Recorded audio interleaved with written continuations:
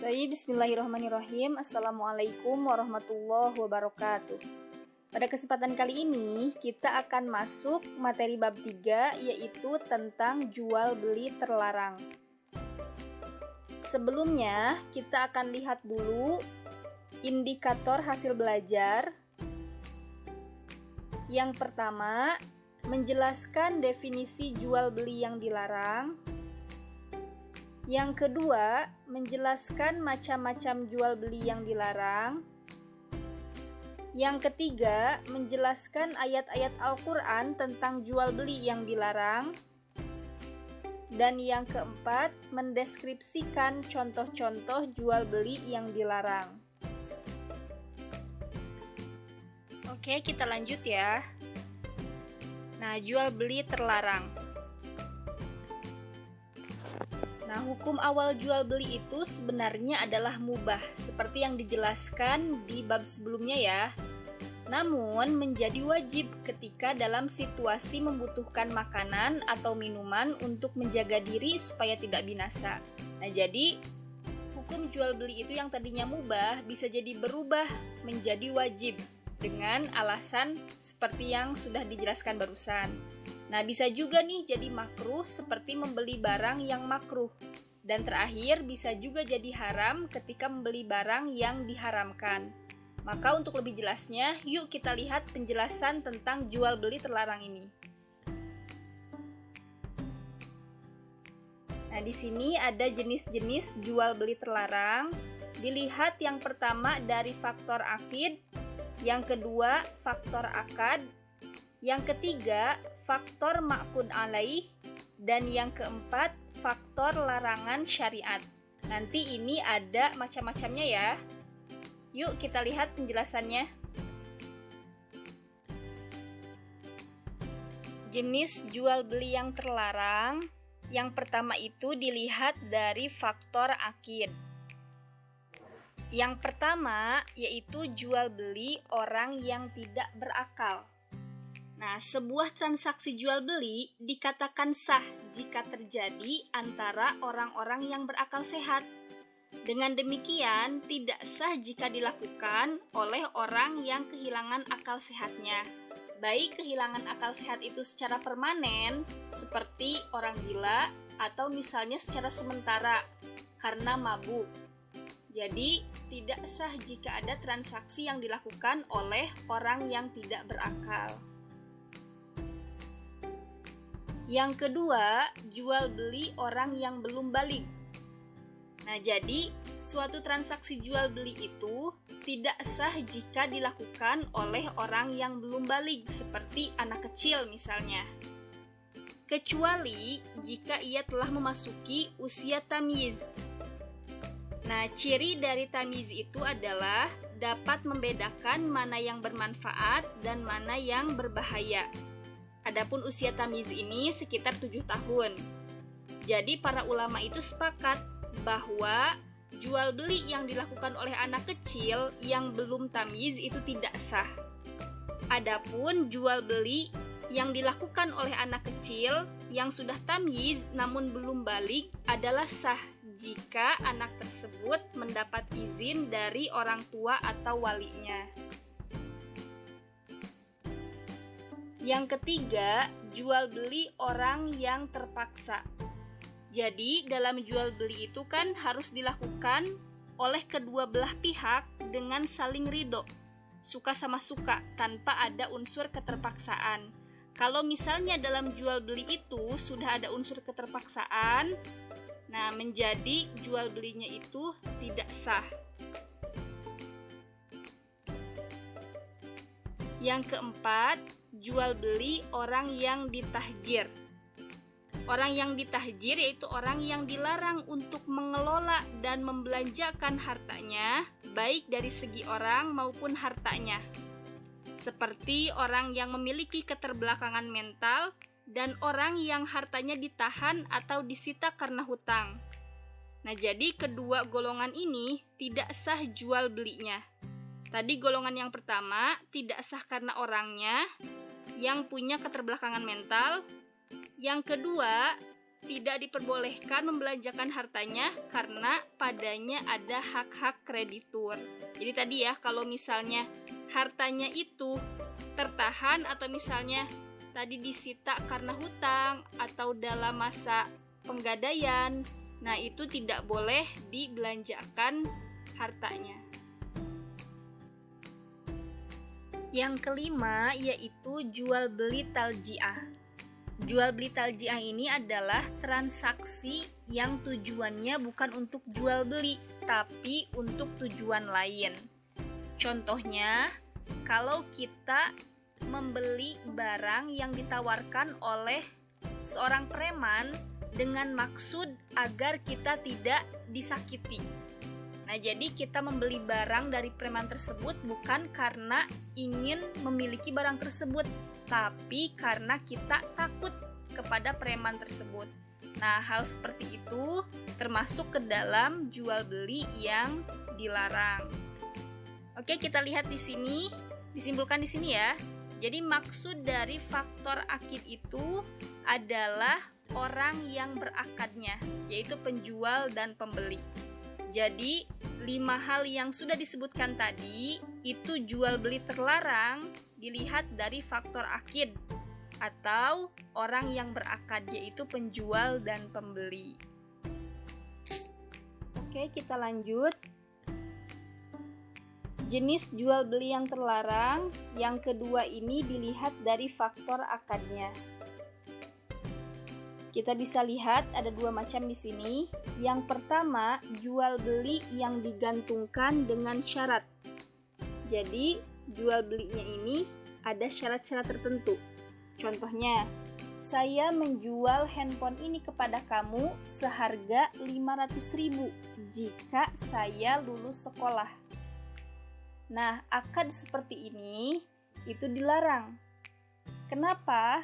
Karena akan menyebabkan kerugian bagi pihak yang berakad. Kita tidak bisa memastikan apakah orang yang menjual ini benar-benar akan lulus sekolahnya atau apakah barangnya masih baik nanti. Jadi tidak ada kepastian dalam akadnya. Maka itulah yang menyebabkan jual beli tersebut dilarang. Yang kedua, jual beli yang disandarkan kepada waktu. Contohnya, saya menjual kendaraan ini kepada kamu bulan depan. Nah, itu pun terlarang. Kenapa? Karena kita tidak bisa memastikan apakah di bulan depan kendaraan tersebut kondisinya masih baik, apakah masih bisa diserahkan kepada pembelinya. Jadi, di situ pun tidak ada kepastian dan memungkinkan adanya kerugian bagi salah satu pihak. Jadi itulah jual beli terlarang berdasarkan faktor akadnya. Selanjutnya, yang ketiga, jenis jual beli terlarang ini dilihat dari faktor ma'qud alaih. Apa itu ma'qud alaih? Ma'qud alaih adalah barang yang dijual dan harganya atau alat tukar. Nah, ini faktor ma'qud alaih terbagi menjadi berapa macam. Kita lihat ya. Yang pertama, ini kategori jual beli goror dan jahalah. Apa sih maksudnya? Goror itu berarti keraguan, tipuan, atau tindakan yang bertujuan untuk merugikan orang lain. Dan jahalah ini artinya ketidakpastian. Jadi, salah satu jenis jual beli terlarang itu adalah jual beli yang di dalamnya ada unsur tipuan, ada unsur ketidakjelasan yang pastinya itu akan merugikan salah satu atau kedua belah pihak yang bertransaksi. Nah, dalam jual beli goror dan jahalah ini ada macam-macamnya. Yang pertama, jual beli mulamasa. Mulamasa ini diambil dari bahasa Arab lamasa yulamisu mulamasatan yang artinya menyentuh. Jadi contohnya, kalau seseorang itu menyentuh suatu barang, maka secara otomatis dia harus membeli barang tersebut.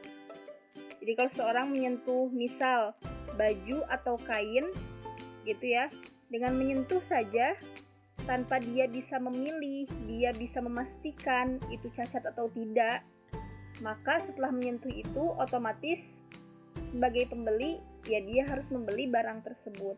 Nah, itu jual beli yang terlarang karena di dalamnya ada unsur gharar dan jahalah. Yang kedua, jual beli munabazah. Nah, artinya munabazah ini juga diambil dari bahasa Arab yang artinya melempar. Jadi, maksudnya ini penjual atau pembeli itu melemparkan barangnya dan secara otomatis itu harus dibeli atau dijual. Contoh, saya sebagai penjual melemparkan baju kepada pembeli dan baju yang saya lemparkan itu harus dibeli oleh pembeli. Itu tanpa si pembeli tersebut ya tadi bisa memilih, bisa memastikan baik atau tidaknya. Nah, ini pun termasuk jual beli terlarang karena adanya unsur gharar dan jahalah di dalamnya. Yang ketiga, jual beli al-hasoh. Diambil dari bahasa Arab, al-hasoh itu artinya kerikil. Jadi di sini kalau misalnya penjual atau pembeli itu melemparkan kerikil atau semisal batu pada suatu barang, maka barang yang terkena oleh batu tersebut otomatis harus dijual atau dibeli. Seperti itu. Nah, ini pun jual beli yang terlarang karena ya tadi penjual atau pembeli tidak bisa memilih, tidak bisa memastikan baik atau tidaknya barang tersebut. Seperti itu. Yang keempat, jual beli hablul habalah. Hablul habalah. Nah, jadi jual beli hablul habalah ini adalah jual beli yang tidak tunai dan pembayarannya itu tidak pasti waktunya. Contoh seperti jual beli anak binatang atau anak unta dengan harga yang ditangguhkan. Jadi pada waktu itu membeli anak binatang tapi bayarnya kapan-kapan, seperti itu misalnya. Nah, ini termasuk ke dalam hablul habalah karena di dalamnya pasti ada gharar dan jahalah. Bisa jadi ada tipuan atau misalnya tadi adanya ketidakpastian kapan pembayarannya itu dilakukan. Yang kelima, jual beli al-madhamin. Nah, jual beli al-madhamin itu adalah jual beli binatang, hewan yang masih dikandung oleh induknya.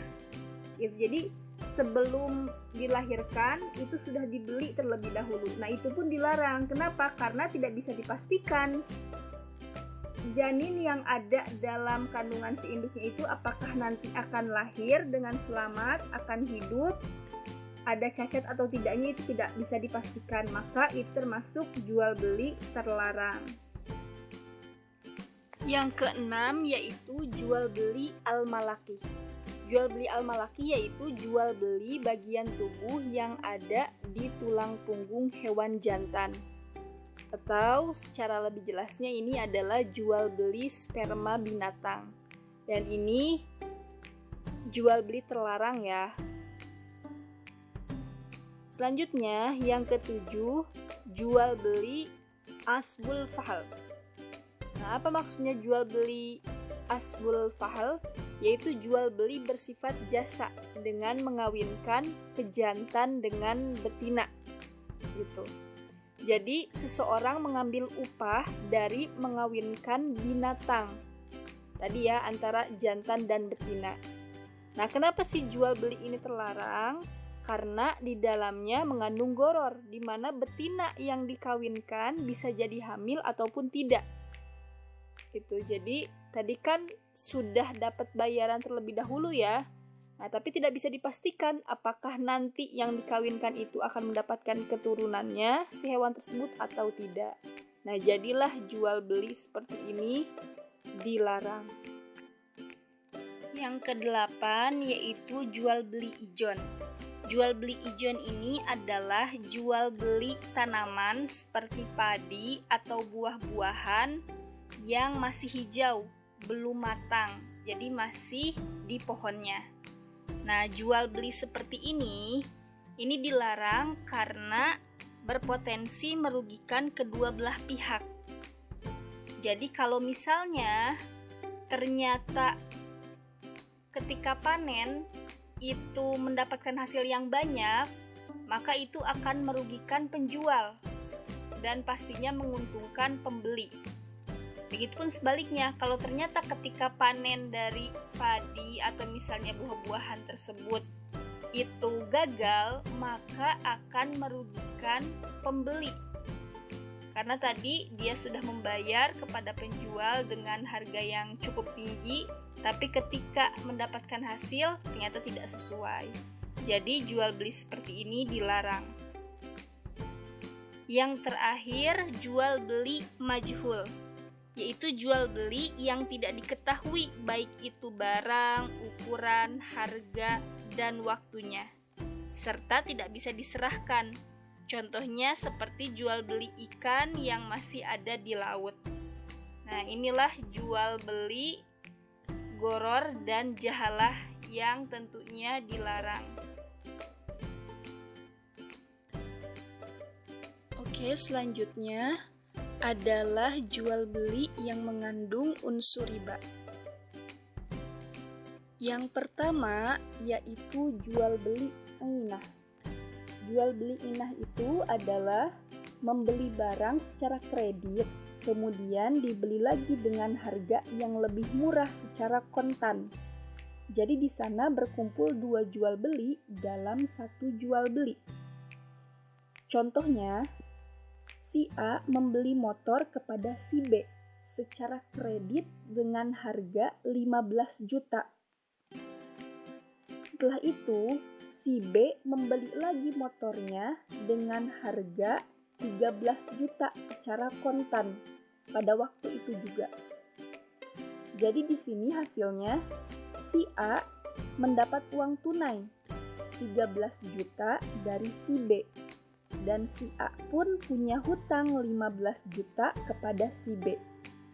Jadi di situ hakikatnya si B ini meminjamkan uang 13 juta kepada si A dengan pengembaliannya sebesar 15 juta dan motornya itu hanyalah alat untuk merekayasa. Gitu. Jadi di situ terlihat ya adanya unsur riba. Nah, itu jual beli inah. Yang kedua, jual beli muzabanah. Jual beli muzabanah itu membeli segala sesuatu secara acak tanpa diketahui timbangan, takaran, dan jumlahnya. Jadi contohnya di sini jual beli barter anggur dengan kismis. Nah, jadi kalau misalnya kita lihat anggur segar itu ya dengan kismis sama-sama anggur ya, tapi bedanya kalau kismis itu anggur kering. Nah, ketika keduanya ini dibarter, takarannya pasti tidak akan sama. Nah, dan di situ makanya mengandung unsur riba dan jual beli muzabanah ini terlarang. Yang ketiga, jual beli muhaqalah. Jual beli muhaqalah yaitu menjual buah yang masih pada tangkainya dengan buah yang sudah ditimbang, baik secara prasangka maupun dengan ukuran. Seperti contohnya membeli gandum yang masih pada tangkainya, ini dibarter dengan gandum yang sudah ditimbang. Nah, di situ pasti akan ada perbedaan ya, karena kalau misalnya gandum masih pada tangkainya, ukurannya pasti hanya perkiraan saja. Dan tidak bisa dipastikan akan sama ukurannya dengan gandum yang sudah ditimbang sebagai barternya tadi. Makanya disitulah mengandung unsur riba. Dan jual beli muhaqalah ini Ini terlarang. Nah, itulah macam-macam jual beli yang mengandung unsur riba. Berikutnya adalah jual beli yang memadorotkan atau bersifat penipuan. Nah, kita lihat macam-macamnya. Yang pertama yaitu jual beli najasyi. Apa itu jual beli najasyi? Yaitu jual beli di mana seseorang melebihkan harga barang, sedangkan ia tidak berniat membelinya. Jadi untuk niat lain.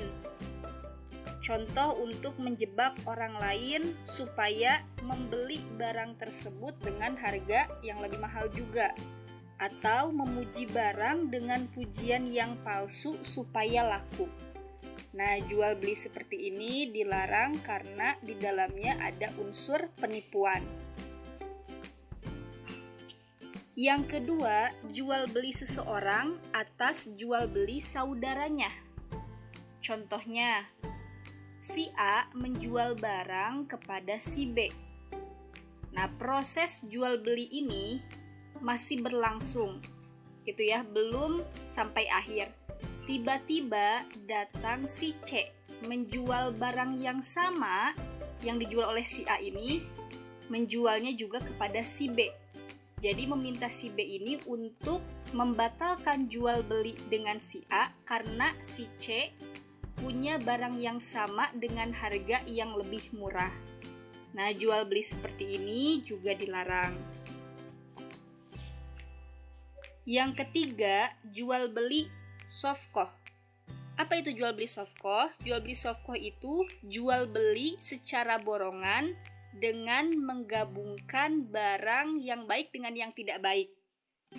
Seperti barang halal dengan yang haram, yang diketahui dengan yang tidak diketahui, yang dimiliki dengan yang bukan milik sendiri, yang sahih dengan yang fasid, dan yang bagus dengan yang jelek. Misalnya, seseorang menjual nasi, disatukan antara nasi yang masih bagus dengan nasi basi. Nah, seperti itu tidak boleh. Jual beli ini diharamkan karena bisa merugikan kedua belah pihak, terutama konsumennya. Yang keempat yaitu jual beli ihtikar. Jual beli ihtikar ini adalah membeli barang yang dibutuhkan oleh orang-orang seperti bahan bakar minyak, gas, atau kebutuhan pokok lainnya, lalu menimbunnya supaya harganya naik. Jadi nanti kalau sudah ditimbun kan biasanya barang itu menjadi langka dan sulit. Nah, ketika sudah sulit dan langka seperti itu, orang ini menjualnya sehingga harganya itu menjadi naik. Seperti itu. Nah, ini dilarang. Ini juga berdasarkan hadis Nabi SAW yang artinya barang siapa yang menimbun barang maka ia bersalah atau berdosa. Ini hadis riwayat Muslim. Yang kelima, jual beli talaki al-jalab atau rukban atau sil'ah. Ini sama saja ya, beda istilah. Nah, jual beli seperti ini contohnya, seseorang mencegat petani dari desa yang akan menjual barangnya ke pasar. Jadi orang ini mengatakan kepada petani tersebut bahwa di pasar itu harganya sangat murah dan tidak laku barang seperti yang dibawa oleh petani ini. Makanya dia meminta petani tersebut untuk menjualnya kepada dia gitu ya, supaya tidak rugi. Nah, padahal sebenarnya orang ini nanti akan menjual kembali barangnya dengan harga yang lebih mahal. Jadi yang dikatakan tadi barang tersebut tidak laku dan harganya jatuh itu bohong gitu. Nah, jual beli seperti ini juga dilarang. Yang keenam, jual beli hadir libat. Jadi contohnya, seorang calo keluar menemui pembawa barang dan berkata kepadanya, "Berikan barang ini kepadaku supaya bisa aku jual secara bertahap dengan harga yang lebih tinggi." Nah, hal ini memadorotkan orang-orang dan menjadi mahalah kebutuhan mereka. Jual beli ini batil dan haram karena menyebabkan madorot kepada orang-orang. Nah, itulah macam-macam jual beli yang memadorotkan atau bersifat penipuan. Selanjutnya yaitu jual beli barang haram. Nah, yang dimaksud jual beli barang haram, kita lihat di sini. Kenapa dikatakan jual beli tersebut jual beli barang haram? Karena zat barangnya antara lain seperti jual beli khamar, daging babi, dan barang yang diharamkan lainnya.